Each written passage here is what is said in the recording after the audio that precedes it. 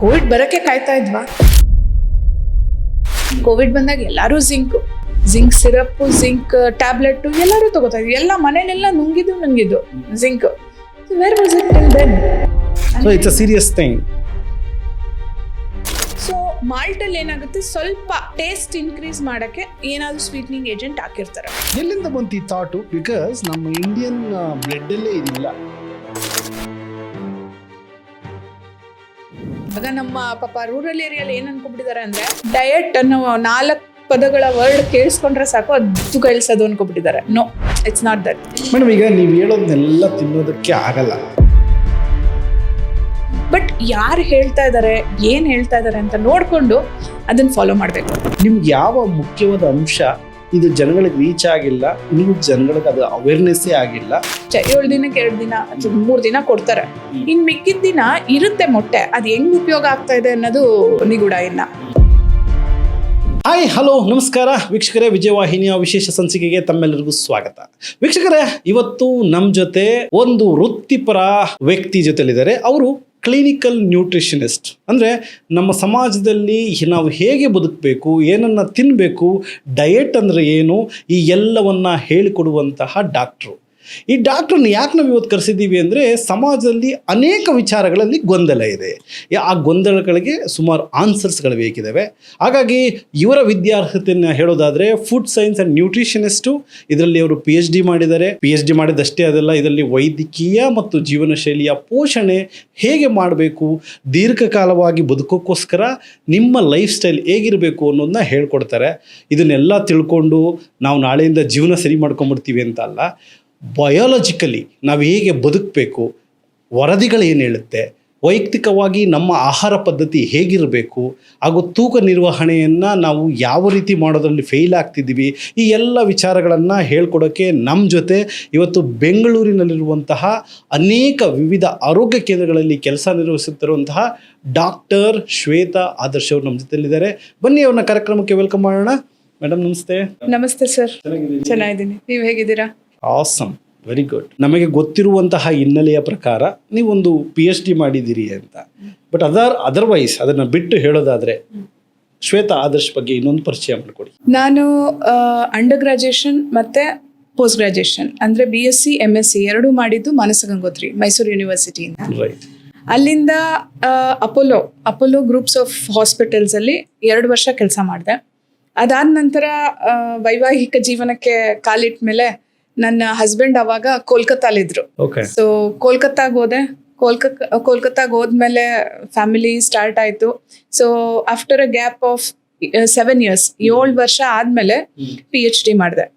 ಏನಕ್ಕೆ ಅಂದ್ರೆ, ನಾನು MSc ಮಾಡುವಾಗ ನಂದು ಡೆಸರ್ಟೇಷನ್ ಅಂದ್ರೆ ಥೀಸಿಸ್ ಏನ್ ಮಾಡ್ತೀವಿ ನಾವು, ಪ್ರಾಜೆಕ್ಟ್, ಅದಿದ್ದು developmental profile of preterm babies ಅಂತ. ಅಂದ್ರೆ ಕಾಲ ಮುಗಿಯಕ್ಕಿಂತ ಮುಂಚೆ ಹುಟ್ಟೋ ಮಕ್ಕಳದ್ದು, ಪ್ರಿಮೆಚ್ಯೂರ್ಡ್ ಆರ್ ಪ್ರೀಟರ್ಮ್ ಅಂತಾರೆ.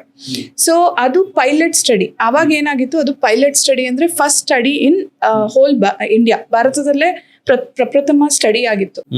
ಅದನ್ನ ನಮ್ ಸ್ಟಡಿನ ನಾನ್ ಮಾಡಿದ ಥೀಸಿಸ್ ಸ್ಟಡಿನ ಸೈಂಟಿಫಿಕ್ ಮಿನಿಸ್ಟ್ರಿ ಅಂದ್ರೆ minister of science and education ಅಲ್ಲಿ ಸೆಲೆಕ್ಟ್ ಆಯ್ತು. ಬಟ್ ನನ್ ಮದ್ವೆ ಸೆಟ್ಲ್ ಆದಿದ್ದ ಕಾರಣದಿಂದ ಅಲ್ಲಿಗೆ ಹೋಗಕ್ಕಾಗ್ಲಿಲ್ಲ. ಸೊ ಅವಾಗಿಂದಾನೇ PhD ಮಾಡ್ಬೇಕು ಅನ್ನೋ ಆಸೆ ಇತ್ತು. ಸೊ ಹಾಗಾಗಿ ಆಫ್ಟರ್ 7 years ನಂದು ಮ್ಯಾರಿಡ್ ಲೈಫ್ ಆದ್ಮೇಲೆ ನಾನು PhD ಮಾಡಿದೆ ಕಾನ್ಪುರ್ ಯೂನಿವರ್ಸಿಟಿ. ಅಂಡ್ ನಂದು ಟಾಪಿಕ್ ಇದ್ದಿದ್ದು lactobacillus how it effects our health ಅಂತ. ಸೊ ಹಾಗಾಗಿ ಅದು ಒಂತರಹದ bacteria which is good, which is present in our food. Okay. So ಅದು ಹೆಂಗೆ ಎಫೆಕ್ಟ್ ಆಗುತ್ತೆ ಅಂತ. ಸೊ ಅದಾದ್ಮೇಲೆ PhD ಆದ್ಮೇಲೆ ನಾನು ಕ್ಲಿನಿಕಲ್ ನ್ಯೂಟ್ರಿಷನ್ ಕಡೆನೇ ಜಾಸ್ತಿ ಹೋದೆ rather than community nutrition. So ನಾನು ಎರಡೂನು ಕ್ಲಿನಿಕಲ್ ನ್ಯೂಟ್ರಿಷನ್ ಮತ್ತೆ ಕಮ್ಯುನಿಟಿ ನ್ಯೂಟ್ರಿಷನ್ ಎರಡನ್ನೂ ಕಾನ್ಸಂಟ್ರೇಟ್ ಮಾಡ್ತೀನಿ. PhD ಆದ್ಮೇಲೆ ಕ್ಲಿನಿಕಲ್ ನ್ಯೂಟ್ರಿಷನ್ ಕಡೆ ಹೆಚ್ಚಾಗಿ ಅಳವಡಿಸ್ಕೊಂಡೆ ನನ್ನನ್ನು. ಸೊ ಕೋಲ್ಕತ್ತಾದಲ್ಲಿ ನಂದು ಕ್ಲಿನಿಕ್ ಸ್ಟಾರ್ಟ್ ಮಾಡಿ ಆಲ್ಮೋಸ್ಟ್ ಒಂದು 8 years ನಂದು ಎಕ್ಸ್ಪೀರಿಯನ್ಸ್ ಆಯ್ತು ಕೋಲ್ಕತ್ತಾಲಿ. ಅದು it was a very good experience. ಯಾಕಂದ್ರೆ ಬೆಂಗಾಲಿಲಿ ಹಣ್ಣು ತರಕಾರಿಗಳ ಬಗ್ಗೆ ಏನ್ ಹೇಳ್ತಾರೆ, ಅದ್ರ ಹೆಸರುಗಳೇನು ಅಂತೆಲ್ಲ ತಿಳ್ಕೊಂಡೆ. ಬಿಕಾಸ್ ಅವ್ರಿಗೆ ಇವಾಗ ಯಾರೇ ಒಬ್ರು ಲೇಮ್ಯಾನ್ ಅಂದ್ರೆ ಸಾಮಾನ್ಯ ಮನುಷ್ಯಂಗೆ ನಾವು ಎಕ್ಸ್ಪ್ಲೈನ್ ಮಾಡ್ಬೇಕು ಊಟದ ಬಗ್ಗೆ ಅಂದ್ರೆ ಅವ್ರ ಲ್ಯಾಂಗ್ವೇಜೇ ಮಸ್ಟ್ ಇರುತ್ತೆ. ಕರೆಕ್ಟ್. ಒಂದು ಸ್ಮಾಲ್ ಎಕ್ಸಾಂಪಲ್ ಏನಂದ್ರೆ, ಇವಾಗ ಡಾಕ್ಟರ್ ನಮ್ಗೆ ಪ್ರಿಸ್ಕ್ರಿಪ್ಷನ್ ಬರ್ಕೊಡ್ತಾರೆ ಅನ್ಕೊಳ್ಳಿ, ವೈರಲ್ ಫೀವರ್ ಆಗಿರುತ್ತೆ, ಆಂಟಿಬಯೋಟಿಕ್ ಪ್ರಿಸ್ಕ್ರಿಪ್ಷನ್ ಬರ್ಕೊಡ್ತಾರೆ. ನಾವು ಆ ಮೆಡಿಸನ್ ಅಲ್ಲಿ ಏನೇನ್ ಕಾಂಪೋಸಿಷನ್ ಇದೆ ಅಂತ ಖಂಡಿತ ನಾವು ತಿಳ್ಕೊಳ್ಳಲ್ಲ. ನಾವು ಹೋಗಿ ಮೆಡಿಕಲ್ ಸ್ಟೋರ್ ಅಲ್ಲಿ ಕೊಡ್ತೀವಿ, ಅವ್ರ ಮಾತ್ರೆ ಕೊಟ್ಟಿದ್ನ 3 ದಿನ ಅಥವಾ 5 ದಿನ ತಗೋತೀವಿ, 3 ಹೊತ್ತು. ಬಟ್ ಆಹಾರ ಹಂಗಲ್ಲ ಸರ್. ಸ್ವಲ್ಪ ಉಪ್ಪು ಕಡಿಮೆ ಆಗ್ಲಿ, ಸ್ವಲ್ಪ ಉಪ್ಪು ಜಾಸ್ತಿ ಆಗ್ಲಿ, ಅಥವಾ ಏನಾದ್ರೂ ವೇರಿಯೇಷನ್ಸ್ ಆದ್ರೆ ತಕ್ಷಣ ಕಂಡಿಡ್ದು ಬಿಡ್ತೀವಿ. ಅದು ನಾಲ್ಗೆಲಿ. ಬಟ್ ನಮ್ ದೇಹದೊಳಗೆ ಹೋದ್ಮೇಲೆ ಅದ್ ಏನಾಗುತ್ತೆ ಅನ್ನೋದನ್ನ ನಾವು ಎಕ್ಸ್ಪ್ಲೈನ್ ಮಾಡಿದಾಗ ಮಾತ್ರ ಸಾಮಾನ್ಯ ಜನರು ಅಥವಾ ಪೇಷಂಟ್ಸ್ ಆಗ್ಲಿ, ನಾನ್ ಪೇಷಂಟ್ಸ್ ಆಗ್ಲಿ, ಅವರು ಫಾಲೋ ಮಾಡಕ್ ಸಾಧ್ಯ. ಇಲ್ಲ ಅಂದ್ರೆ ಅವ್ರಿಗೆ ಒಂಥರ ಅದು ನಾವು ಪೇಪರ್ ಅಲ್ಲಿ ಬರ್ಕೊಡೋ ರೀತಿ ಆಗೋಗ್ಬಿಡುತ್ತೆ.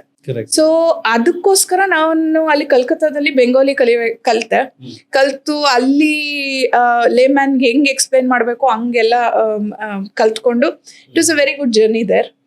ಅದಾದ್ಮೇಲೆ ನನ್ನ ಹಸ್ಬೆಂಡ್ ಟ್ರಾನ್ಸ್ಫರಬಲ್ ಜಾಬ್ ಅಲ್ಲಿ ಇರೋದ್ರಿಂದ we had to go to Hyderabad. So ಹೈದ್ರಾಬಾದಲ್ಲೂ ನಾನು ವರ್ಕ್ ಮಾಡ್ತಾ ಇದ್ದೆ. ತೆಲುಗು ಕಲ್ತ್ರಿ ಅಲ್ಲಿ? ಹಾ, ತೆಲುಗು ಒಂದ್ ಸ್ವಲ್ಪ.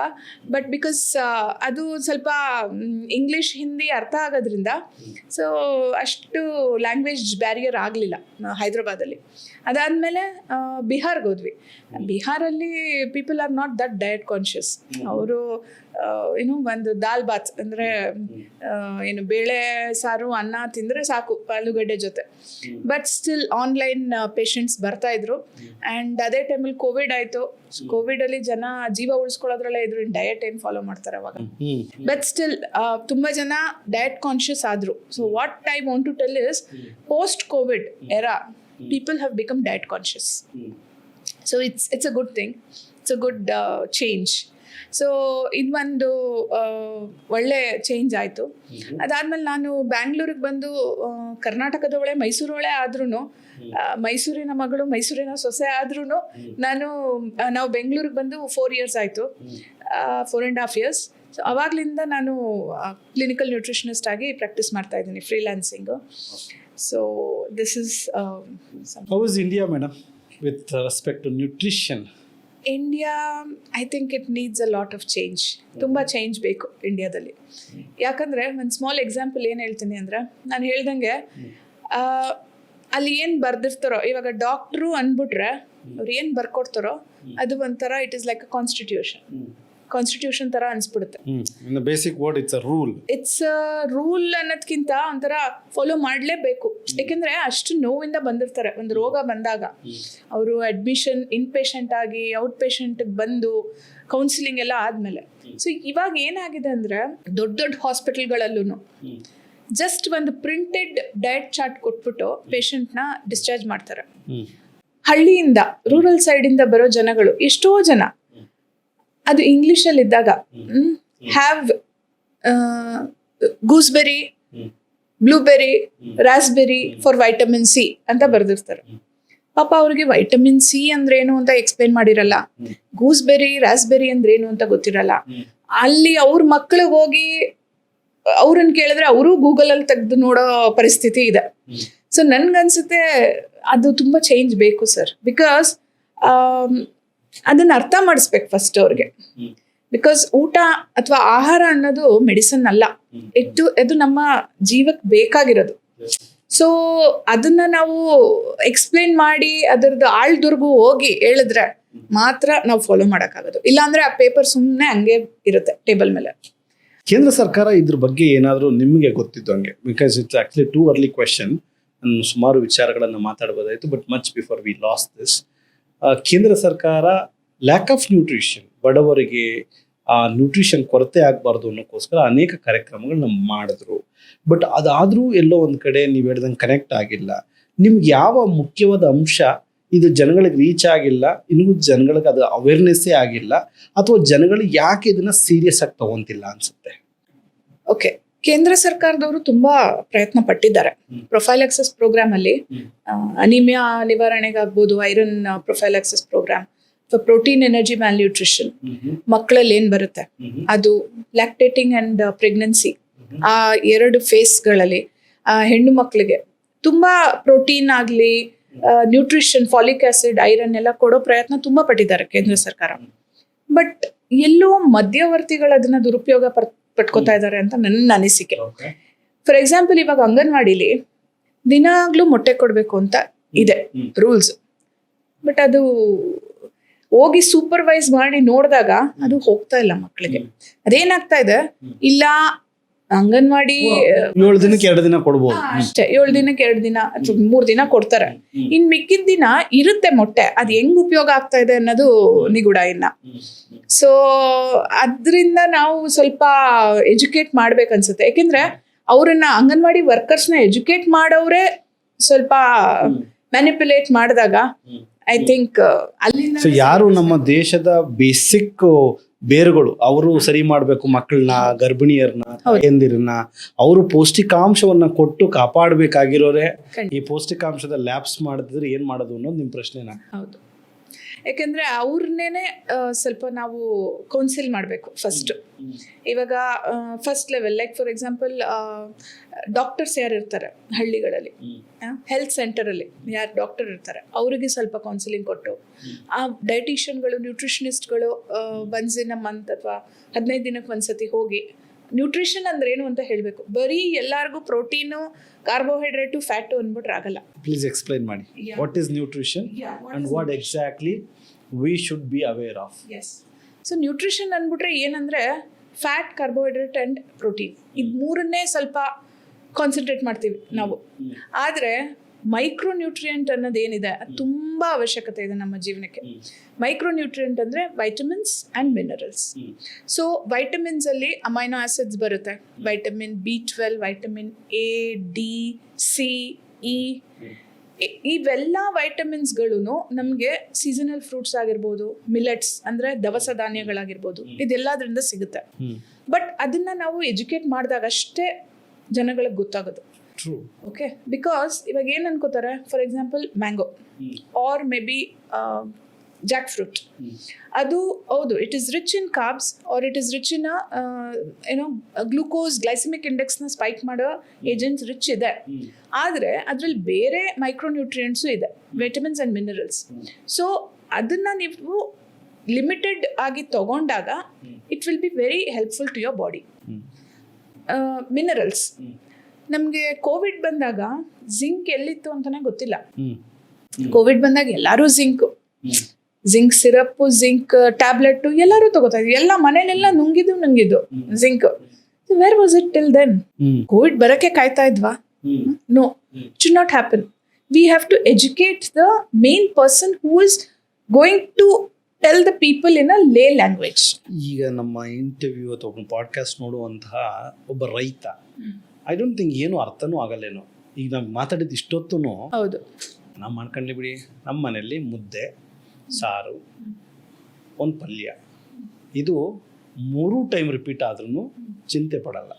Correct. And this is the country ಅಥವಾ this is the state we live in. So ನಾವು ಇದೇ ರೀತಿ ಬದುಕೋದು. ಹೌದು. ಈಗ ನೀವು ಇವ್ರಿಗೆ ನ್ಯೂಟ್ರಿಷನ್ ಅಂತ ಎಕ್ಸ್ಪ್ಲೈನ್ ಮಾಡಬೇಕು ಅಂತಂದರೆ ಏನು ಹೇಳ್ತೀರಿ? ಏನು ಹೇಳ್ತೀನಿ ಅಂದರೆ, ಹೌದು ನಮ್ಮ ಹಳ್ಳಿ ಕಡೆ ಏನು ಆಹಾರ ಪ್ಯಾಟರ್ನ್ ಫಾಲೋ ಮಾಡ್ತಾ ಇದ್ದಾರೋ ಖಂಡಿತ ತುಂಬ ಒಳ್ಳೆಯದು. ಜಂಕ್ ತಿನ್ನಲ್ಲ, ಮುದ್ದೆ, ಅನ್ನ, ಸಾರು, ಪಲ್ಯ, ಆಮೇಲೆ ಏನೋ ವಿಶೇಷ ದಿನಗಳಲ್ಲಿ ಸ್ವೀಟು ಮಾಡ್ಕೊಂಡು ತಿಂತಾರೆ. ಹೌದು, ಅದು ತುಂಬ ಒಳ್ಳೆಯದು. ಆದರೆ ಇವಾಗ ಯಾವುದೋ ಒಂದು ರೈತ, ನೀವು ಹೇಳ್ದಂಗೆ ಅವ್ರಿಗೆ ಶುಗರ್ ಬಂತು ಅಂದ್ಕೊಳ್ಳಿ, starting stage, is in a pre diabetic stage, 5.7 ಕಮ್ಮಿ ಅಥವಾ 5.7 ಇರ್ತಾರೆ HbA1c. ಅಂತ ರೈತಂಗೆ ಜನಗಳೆಲ್ಲರೂ ಶುಗರ್ ಬಂತ ಅನ್ನ ನೋಡ್ಲೇಬೇಡ ಅನ್ನಕ್ಕೆ ಸ್ಟಾರ್ಟ್ ಮಾಡ್ಬಿಡ್ತಾರೆ. ಅದು ತಪ್ಪು. ಯಾಕಂದ್ರೆ ರೈಸ್ ಅನ್ನೋದ್ರಲ್ಲಿ ಇರೋ ನ್ಯೂಟ್ರಿಯೆಂಟ್ಸು ಬೇರೆದ್ರಲ್ಲಿ ಸಿಗಲ್ಲ. ಬರೀ ಮುದ್ದೆ ತಿನ್ನೋದ್ರಿಂದ it will have an effect on the other organs of our body. ನಮ್ಮ ಬೇರೆ ಬೇರೆ ಅಂಗಾಂಗಗಳಿಗೆ ಎಫೆಕ್ಟ್ ಆಗುತ್ತೆ.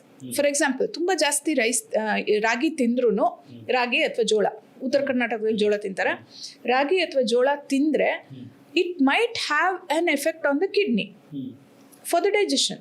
ಕ್ರಮೇಣ, ತಕ್ಷಣ ಅನ್ನಲ್ಲ ನಾನು, ಕ್ರಮೇಣ 10 ವರ್ಷ 15 ವರ್ಷ ಆದ್ಮೇಲೆ. ಸೊ ಸ್ವಲ್ಪ ಕ್ವಾಂಟಿಟಿ ರೈಸ್ನ ತಿನ್ನಬೇಕು, ಅಳವಡಿಸ್ಕೋಬೇಕು ಅವ್ರ ದಿನನಿತ್ಯ ಇದರಲ್ಲಿ. ಆಮೇಲೆ ದಿನದಲ್ಲಿ ಅಟ್ಲೀಸ್ಟ್ 2 ತರಹದ ತರಕಾರಿ ತಿನ್ನಲೇಬೇಕು, ಸೊಪ್ಪು ಅಥವಾ ಬೇರೆ ತರಕಾರಿ. ಆಮೇಲೆ 2 ಥರದ ಹಣ್ಣು, ಶುಗರ್ ಬಂತು ಅಂದರೆ ಹಣ್ಣನ್ನು ನೋಡಲೇಬೇಡಿ ಅನ್ನೋ ಪರಿಸ್ಥಿತಿ ಇದೆ ಇವಾಗ. ಅದು ತಪ್ಪು. ಬಿಕಾಸ್ ನಮಗೆ ಮಿನರಲ್ಸ್ ಆ್ಯಂಡ್ ವೈಟಮಿನ್ಸ್ ಬರೋದು ಹಣ್ಣುಗಳಿಂದ. ಸೊ ಯಾವ್ಯಾವ ಹಣ್ಣು ತಿನ್ನಬಾರ್ದು, ಯಾವ್ಯಾವ ತಿನ್ನಬೇಕು, ಎಷ್ಟೆಷ್ಟು ತಿನ್ನಬೇಕು ಅನ್ನೋದನ್ನ ನಾವು ಅವ್ರಿಗೆ ಎಜುಕೇಟ್ ಮಾಡಬೇಕು. ನಾ ಅದೇ ಹೇಳಿದ್ದು, ಒಂದು ಪ್ರಿಂಟೆಡ್ ಡಯಟ್ ಚಾರ್ಟ್ ಕೊಟ್ಬಿಟ್ರೆ ಅವ್ರಿಗೆ ಗೊತ್ತಾಗಲ್ಲ, ಕೇಳೋಕ್ಕೆ ಮುಜುಗರ ಪಾಪ. ಸೊ ಅವ್ರು ಕೇಳಲ್ಲ. ಸೊ ಅವ್ರು ಏನು ಮಾಡ್ತಾರೆ, ಹೌದಾ ಬಿಟ್ಟೇ ಬಿಡೋಣ, ಬಿಡು, ಬೇಡ ಅದ್ರ ತಂಟೆನೇ ಬೇಡ ಅಂತ ಸುಮ್ಮನಾಗಿ ಹೋಗ್ತಾರೆ. ನಿಮ್ಮನ್ನ ಯಾಕೆ ನಂಬೇಕು ನಾವು? ನನ್ನನ್ನು ನಂಬಿ ಅಂತ ನಾನು ಹೇಳ್ತಾ ಇಲ್ಲ. ನೀವು ಬಂದು ನಾವು ಎಕ್ಸ್ಪ್ಲೈನ್ ಮಾಡಿ ಏನದು, ಏನಿದೆ, ಏನು ತಿಂದರೆ ಏನಾಗುತ್ತೆ. Madam, sorry to say that. ನಾನು ಈ ಪ್ರಶ್ನೆ ಯಾಕೆ ಹೇಳಿದೆ ಅಂತಂದರೆ, ಇವತ್ತು ಇಂಟರ್ನೆಟ್ ತೆಗೆದ್ರೆ ಸಾಕು ಒಬ್ಬೊಬ್ಬರು ಒಂದೊಂದು ಹೇಳ್ತಾರೆ. ಇದು ಯಾಕೆ ನೆನಪಾಯಿತು ಅಂದರೆ, ನೀವು ಅನ್ನ ತಿನ್ನಿ ಅಂತಂದ್ರಿ. ಕೆಲವ್ರು ಹೇಳ್ತಾರೆ ಅನ್ನ ತಿನ್ನಲೇಬೇಡಿ ಅಂತಾರೆ. ಕೆಲವರು ನಾನು ಡಯಟು ಅಂತೇಳಿ ಸತ್ತೋಗಿರೋದು ನೋಡಿದ್ದೀನಿ. ಸೊ ಡಯಟು ಅಂತ ಬಾಡಿನ ಹಾಳು ಮಾಡ್ಕೊಂಡಿರೋದು ನೋಡಿದ್ದೀವಿ. ಸೊ ಈ ಎಂಟೈರ್ ಗೊಂದಲದಲ್ಲಿ ಯಾರನ್ನ ನಂಬಬೇಕು, ಯಾರನ್ನ ನಂಬಾರದು, ಕರೆಕ್ಟ್, ಯಾರು ನಿಜವಾದ ನ್ಯೂಟ್ರಿಷನ್ನು? ಸರ್ ಇವಾಗ ನಿಮ್ಗೆ ಹಲ್ಲು ನೋವು ಬರುತ್ತೆ ಅನ್ಕೊಳ್ಳಿ, ನೀವು ಯಾರ ಹತ್ರ ಹೋಗ್ತೀರಾ? ಡೆಂಟಿಸ್ಟ್ ಹತ್ರ ಹೋಗ್ತೀವಿ. ಫಿಸಿಷಿಯನ್ ಹತ್ರ ಅಂತೂ ಹೋಗಲ್ಲ. ಓಕೆ, ತುಂಬಾ ನೋವಿದ್ರೆ ಅದು ಹಲ್ಲು ನೋವಾ ಹೋಗ್ತೀರಾ ಅಷ್ಟೇ. ಬಟ್ ಸ್ಪೆಷಲಿಸ್ಟ್ ಹತ್ರ ಹೋಗ್ತೀರಾ. ಹಂಗೆ ನಾವು ಆಹಾರ ತಜ್ಞರು, ನಾವು 10 ವರ್ಷ ಓದಿರ್ತೀವಿ ಇದನ್ನ. ಸೊ ಅಪ್ಡೇಟ್ ಮಾಡ್ಕೋತಾನೆ ಇರ್ತೀವಿ ನಾವು, ಜರ್ನಲ್ಸ್ ಅಲ್ಲಾಗ್ಲಿ ಅಥವಾ ಕಾನ್ಫರೆನ್ಸ್ ಸೆಮಿನಾರ್ಗಳು ಅಟೆಂಡ್ ಮಾಡಿ ನಾವು ಅಪ್ಡೇಟ್ ಮಾಡ್ಕೋತಾ ಇರ್ತೀವಿ ನಾಲೆಜ್ನ. ಸೊ ಐ ಥಿಂಕ್ ನಾವು ಸ್ಪೆಷಲಿಸ್ಟ್ ಹತ್ರ ಹೋದಾಗ ಅವ್ರು ಎಕ್ಸ್ಪ್ಲೇನ್ ಮಾಡ್ತಾರೆ ಏನು ಅಂತ. ಇವಾಗ ಅನ್ನ ತಿನ್ಬೇಡಿ ಅನ್ನೋದು, ದಿನಾಗ್ಲೂ ಪುಲಾವ್ ಮಾಡ್ಕೊಂಡು ಅಥವಾ ದಿನಾಗ್ಲೂ ಚಿತ್ರಾನ್ನ ಪುಳಿಯೋಗರೆ ಮಾಡ್ಕೊಂಡ್ರೆ ಅದ್ರಲ್ಲಿ ಎಣ್ಣೆ ಅಂಶ ಬೀಳುತ್ತೆ, ಕಡಲೆಕಾಯಿ ಬೀಜ ಬೀಳುತ್ತೆ. ಸೊ ಇದೆಲ್ಲ ಬಿದ್ದಾಗ ಬರೀ ಅನ್ನ ಅಲ್ಲ, ಅದ್ರ ಜೊತೆ ಫ್ಯಾಟು ಹೋಗ್ತಾ ಇರುತ್ತೆ ನಮ್ಮ ಬಾಡಿಗೆ. ಬರೀ 1 ಕಪ್ ಕುಕ್ಡ್ ವೆಯ್ಟ್ 50 ಗ್ರಾಮ್ಸ್ ಅಥವಾ 100 ಗ್ರಾಮ್ ಅನ್ನ ಸಾಂಬಾರ್ ಜೊತೆ ತಿಂದ್ರೆ ಮುದ್ದೆ ಆದ್ಮೇಲೆ ಏನು ತೊಂದರೆ ಆಗಲ್ಲ. ಯಾವಾಗ ಅದು ಪ್ಯಾಟರ್ನ್ ಚೇಂಜ್ ಆಗುತ್ತೋ ಅವಾಗ ತೊಂದರೆ ಆಗುತ್ತೆ. ಫಾರ್ ಎಕ್ಸಾಂಪಲ್, ನೀವು ಹೇಳ್ದಂಗೆ ನನ್ನ ಪೇಷಂಟ್ ಒಬ್ರು IBS ಅಂದ್ರೆ ಇರಿಟಬಲ್ ಬೌಲ್ ಸಿಂಡ್ರೋಮ್ ಅಂತ. ಅದಿರುವಾಗ ಏನಾಗುತ್ತೆ, ಇದರ್ ಲೂಸ್ ಮೋಷನ್ ಆಗುತ್ತೆ ತುಂಬಾ, ಆರ್ ಕಾನ್ಸ್ಟಿಪೇಷನ್ ಆಗುತ್ತೆ.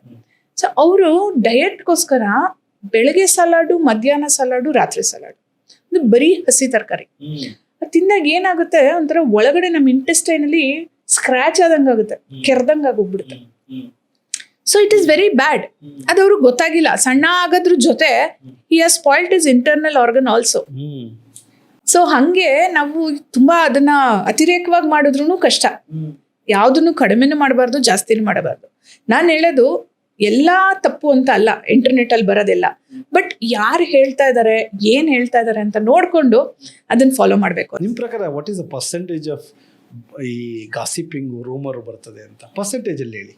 ಈಗ ನೀವು ನೋಡ್ತಾ ಇರ್ತೀರಿ, I think maybe 60% is a gossip sir. Oh my god. ವೀಕ್ಷಕರು ನಿಜವಾಗ್ಲೂ ಕೇರ್ಫುಲ್ ಆಗಿರಬೇಕು. Health is so important. ನಾವು ಯಾರೋ ಒಬ್ಬ ಮಾತಾಡೋದನ್ನ ಅಷ್ಟು ಸೀರಿಯಸ್ ಆಗಿ ತೊಗೊತೀವಿ. ಮೇಡಮ್, ಈಗ ಕಡಲೆ ಬೀಜ ಒಳ್ಳೇದು ಅಂತ ನನಗೆ ಎಲ್ಲರೂ ಹೇಳ್ತಾರೆ, ಕಡಲೆ ಬೀಜ ತಿನ್ನು. ಇಲ್ಲ, ನೀವೀಗ ಕಡಲೆ ಬೀಜ ಹಾಕಿರ್ತಾರೆ, ಯಾಕೆ ತಿಂತೀರಿ ಅನ್ನಂಗಿತ್ತು. ಹೌದು, ಅದನ್ನು can you please brief it out? ನನಗಂತೂ ಗೊತ್ತಿದೆ, but can you just brief it out? Yes. So ಕಡಲೆ ಬೀಜ ಏನಾಗುತ್ತೆ, ಅದನ್ನ ಹಲವಾರು ರೀತಿಲಿ ತಿನ್ಬೋದು, ಹಲವಾರು ರೀತಿಲಿ. ಉತ್ತರ ಕರ್ನಾಟಕದಲ್ಲಿ ಅಲ್ಲಿ ಎನ್ವೈರನ್ಮೆಂಟ್ಗೆ ಶೇಂಗಾ ಚಟ್ನಿ, ಶೇಂಗಾ ಹೋಳಿಗೆ, ಶೇಂಗಾ ಲಡ್ಡು ಎಲ್ಲ ಮಾಡ್ಕೊಂಡು ತಿಂತಾರೆ. ಅದು ಅವ್ರಿಗೆ ಒಳ್ಳೇದು. ನಮ್ಮ ಬೆಂಗಳೂರು ಕಡೆ ಬರ್ತಾ ಇದ್ರೆ ಇಲ್ಲಿ ಸ್ವಲ್ಪ ಥಂಡಿ ಆಗ್ತಾ ಹೋಗುತ್ತೆ. ಸೊ ಅದು ತಿಂದಾಗ ಅದರಲ್ಲಿರೋ ಫ್ಯಾಟು ನಮಗೆ ಡೈಜೆಸ್ಟ್ ಆಗೋಕ್ಕೆ ಕಷ್ಟ ಆಗುತ್ತೆ. It will get accumulated. So ನಮ್ಮ ಲಿಪಿಡ್ ಪ್ರೊಫೈಲ್ ಸ್ವಲ್ಪ ಜಾಸ್ತಿ ಆಗುತ್ತೆ. ಸೊ ಅದಕ್ಕೂ ಕೊಲೆಸ್ಟ್ರಾಲ್ ಜಾಸ್ತಿ ಆಗುತ್ತೆ. ಸ್ವಲ್ಪ ನಾವು ಅದನ್ನ ಇತಿಮಿತದಲ್ಲಿ ತಿನ್ಬೇಕು. ನಾನು ಹೇಳಿದ್ದು ಪುಳಿಯೋಗರೆ ಅಥವಾ ಚಿತ್ರಾನ್ನ, ಅದಕ್ಕೆ ಹೆಂಗ್ ಹಾಕ್ತಿವಿ ನಾವು, ಹಂಗೆ ಹಾಕಿದ್ರೆ ಚೆನ್ನಾಗಿರಲ್ಲ, ತೆಗ್ದಾಕ್ಬಿಡ್ತೀವಿ, ಫ್ರೈ ಮಾಡಿ ಹಾಕ್ತಿವಿ ಎಣ್ಣೆಲಿ.